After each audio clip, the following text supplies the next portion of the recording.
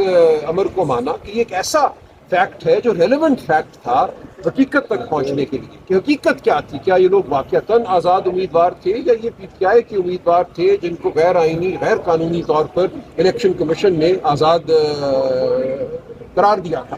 تو عدالت نے صرف موقع دیا ان امیدواروں کو جن کو غلط آزاد قرار دیا گیا تھا کہ وہ 15 دن میں اپنا ایفیڈیوٹ فائل کریں. تو کسی قانونی حد کی کسی آئینی حد کی خلاف ورزی نہیں ہوئی تھی. میں سمجھتا ہوں یہ بات آج واضح ہو گئی.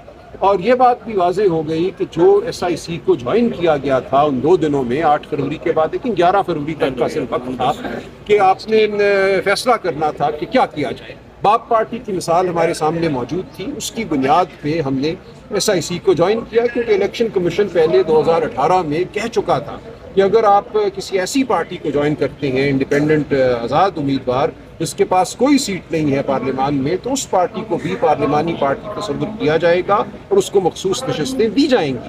تو یہی ہم نے کیا 2024 میں. الیکشن کمیشن نے اپنا بدل دیا اپنا فیصلہ. انہوں نے کہا نہیں 2018 میں ہم سے غلطی ہوئی تھی، آپ کو ہم کوئی سیٹ نہیں دیں گے. تو 8 ممبر جج صاحبان نے، اور بلکہ 2 ممبر جو جسٹس مندوفیل صاحب ہیں اور اس وقت جسٹس قاضی فائز عیسیٰ تھے، انہوں نے بھی مانا. فرق صرف یہ ہوا کہ انہوں نے ایک کم نمبر کو مانا کہ ان کو پی ٹی آئی تصور کیا جائے.